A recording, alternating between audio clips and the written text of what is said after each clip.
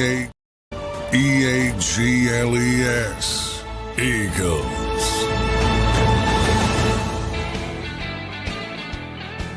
Welcome in, everybody, to a Wednesday edition of Birds 365 here on JAKIB Sports, a reaction edition to the big CJ Gardner trade that came down yesterday. We'll have plenty to talk about today on that with two great guests coming to you on this Wednesday edition. Johnny Mac, how you doing on this Wednesday morning, brother? Doing well. Post CJ Gardner Johnson trade day. Happy new league year day. All the stuff that you've heard about that is going to happen can officially happen. And I'm always interested because there's going to be one or two deals that falls through. Always seems like it. But most of the heavy lifting, as it usually is done during the legal negotiation period. And today at 4:00 is the official start of the new NFL league year. Yeah, that legal negotiating period, boy, it really does take away the pop of that 4:00 on Wednesday. Not that it's not a big deal, but all these deals come out. It's really like Monday is when free agency starts because that's when the news starts flying. For all intensive, especially if you're covering teams like we are, Yeah, for fans, I mean, it starts Monday, but nothing is official until Wednesday. And that's it. Now, when I say nothing, guys who got released can sign right away. So there are some people that have signed officially, but for the guys with expiring contracts and are just unrestricted free agents, that can't be official until 4:00 today. Yep. So we'll see how that all shakes out. Will there be a deal that falls through? That's always fun to follow, as Johnny Mac mentioned. We will see what happens on that. Johnny Mac, let's not beat around the bush here. Let's get right into it. CJ Gardner Johnson surprisingly traded yesterday on a whim. We jumped on real quick. We did an instant reaction, got boatload of commentary on that. I was just talking to you pre-show. You've gathered more intel on the deal. You've gathered more information. Your thoughts as we sit here Wednesday morning, almost a day removed from the CJ Gardner Johnson trade. Yeah, a little inside baseball. I mean, for those who don't know, when we do these things right away, you're getting my instant reaction. Obviously, I don't have time to text people, talk to people, do all the reporting aspect of it. After I got off the air, I spent 2-3 hours trying to run down this trade because it was a surprise and what was going on.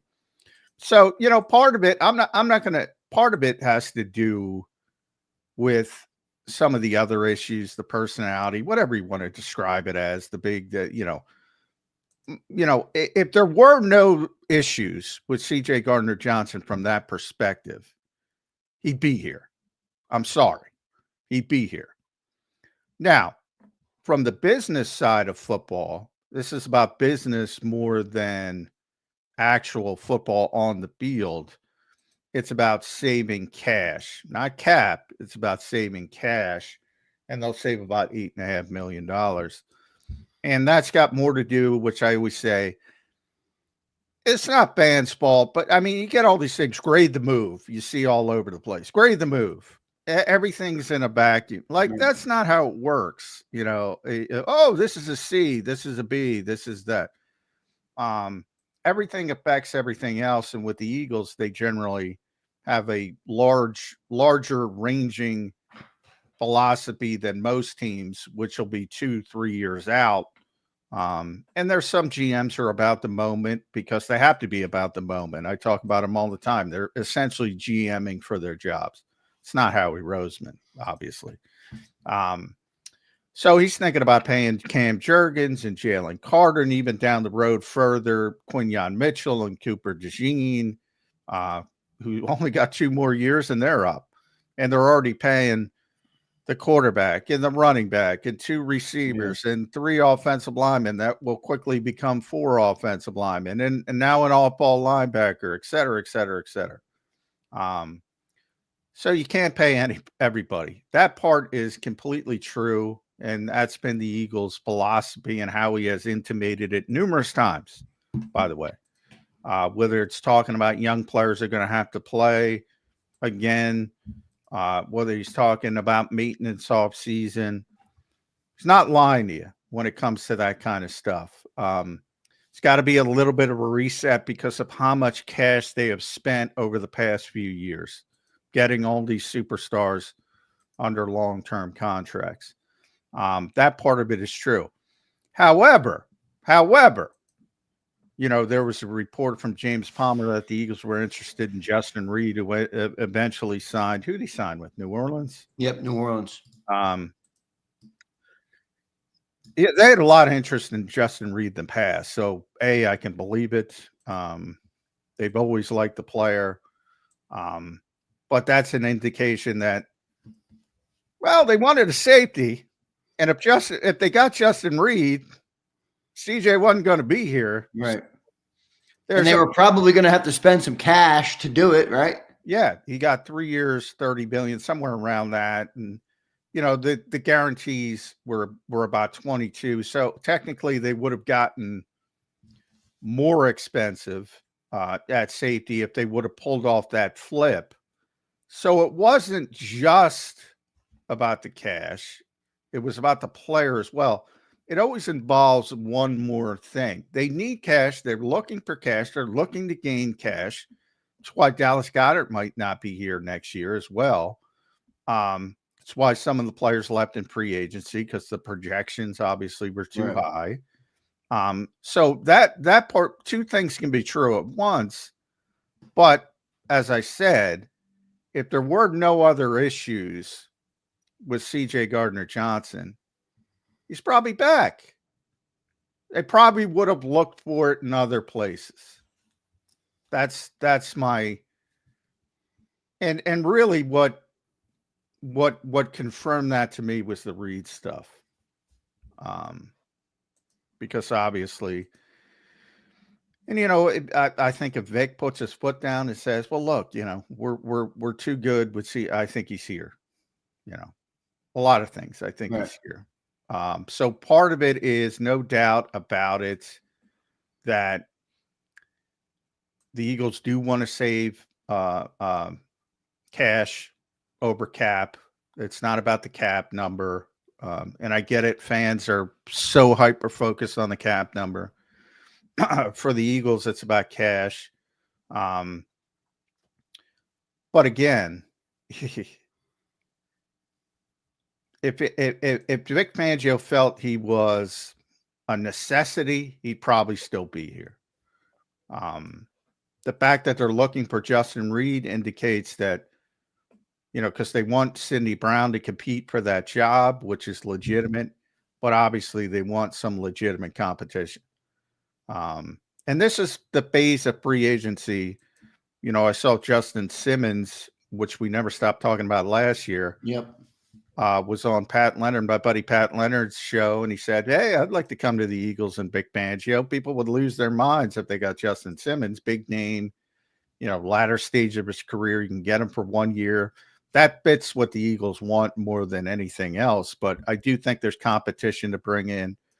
But so it is not mutually exclusive. It's about more than one thing, but they do want to create cash. There's going to be more money out than in. And by that, in than out, more players out than in, which has already taken place, because there needs to be an adjustment. And Howie's alluded to that, as I mentioned numerous times. But this particular player, anybody saying it has nothing to do. Now, does it have anything to do with his social media? You can play this game, his latest social media. It's not even a miscue. He's just giving his opinion. That's fine. There's nothing wrong with it. But the overall impact on this giant personality, good, bad, and different, whatever you think of it, is part of it.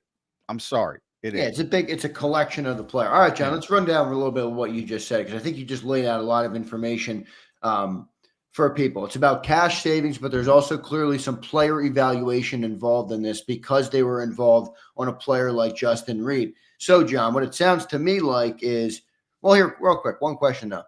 If it's all about cash, why do you prioritize an extension for Saquon this summer specifically, because you didn't really have to. Does that make sense, that question? Like, why would they go and do No, that yeah, deal it does if make they're sense. trying to save cash? It's not about the timing. It's not about pushing off. It's about the player. They're basically they have a demarcation line of foundational players versus non-foundational Right. players. And they So identified him as a foundational piece. yes, so any foundational piece they will pay, and they will pay early if possible to save money, to save Right. as much cash as possible. The issue becomes with, where does that demarcation line end? A lot of people would say CJ's a foundational player for this team. They think he isn't. Dallas Goedert, they think he isn't. So they are getting more disciplined with who are they're going to give money to at this point, because they understand the deals coming in the future are going to be Yes. massive. And look, Eagle fans, we love talking about how it feels like Howie gets every deal done. But what John is explaining right now is very interesting, because we're coming off years where we gave massive deals to A.J. Brown, Jalen Hurts, Devontae Smith, Saquon Barkley 2 years in a row, Landon Dickerson, remember that deal? Lane Johnson gets restructured every year. Jordan Mailata got paid. So all of these contracts that have added up, people always say, hey, we love Jeffrey, man. Jeffrey gives that cash. Well, it's not a bottomless pit of money is what it seems like, John. And they're just being more disciplined now, at least that's how I'm taking it. Yeah, exactly. And they're being more disciplined because they've spent so much over the past few years that you can't have an all-star at every position. You can't have a foundational. It'd be great. Right. The problem with the Eagles, and it's a good problem to have, they have so many damn good players. Right. Too many foundational pieces. Yeah. So, you have to define it, what you believe. You have to declare, all right, this is the cutoff point. And, those are difficult decisions. And how he has described it is, we're going to have to make difficult decisions. Well, and they're making difficult decisions. But if you see somebody going out the door for cash savings, it's telling you that the Eagles, and it could be for different reasons. Again, in the case of Dallas Goedert, it's about his age. It's about, how long he's going to be at that position. With CJ, Dallas is, certainly no issues from a standpoint of creating waves or anything like that. Different issues. With CJ, there's a part of the splashiness. I think the fan base loves CJ for a lot of reasons. One, his energy, his physicality, his playmaking ability. And then you look at it and you've seen it, he's here 1 year and they make the Super Bowl and they have the number 2 defense and the number 1 passing defense, and he leads the NFL in interceptions. He leaves and they're the 30th ranked passing defense, and he comes back and they're number 1 and he's got 6 interceptions again, and they win the Super Bowl. So there's that very linear connection of what this guy has meant to this team and this defense. So I get it from that perspective, but that's very, there are a lot of issues that happened in 2023, starting with, Big Fangio's not here. Right. In Which I think is the biggest thing there. I mean, you lost so many people after that 22 Super Bowl, but you also they made a mistake on the coaches. That's all that's been evident now. So I think that's the biggest difference. Yeah, it certainly is. I'm always talent over coaching, but the coaching's gotten a lot better. You have to be honest about that as well. I thought they were unfair to Sean Desai in season. I agree. Yeah. I thought they should have moved on anyway, but I thought he would have been better than Matt Patricia at the end of that season. So I thought they were very unfair, but obviously Vic is a significant upgrade to say the least. So a lot of it factors in. Then Jalen Carter was a rookie and he takes off in his second season. We talked about Nolan Smith, Zach Bond, you signed him for a $3.5 million. So many things besides CJ Gardner Johnson contributed to that defensive success. So I think if you look at it in that linear fashion, But what you can say is a big-time playmaker. No question about it. It's going to be tough to replicate that. It's going to be tough to duplicate that. But I think they're much more equipped this time to handle it than they were the first time he left. And the bottom line is he was here for 1 year. Sometimes Occam Razor comes into it. I always say he was here for 1 year and he was out. He was here for 1 year and he was out. I mean,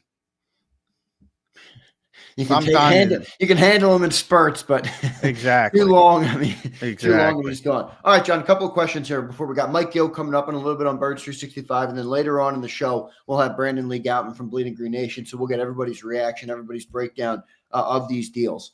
Are the Eagles cash poor? No.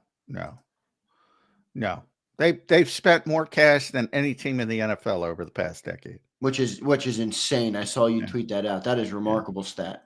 Yeah. Nobody spends more cash. And that's the trick to it all. Right. So they're just at a point where if you're not a foundational piece, we're probably not going to show. They got too many good players. It's the best thing of all. Yeah, right. From a fan perspective, they got too many good players. And I think, Milton Williams and Josh Sweat are exemplary of this.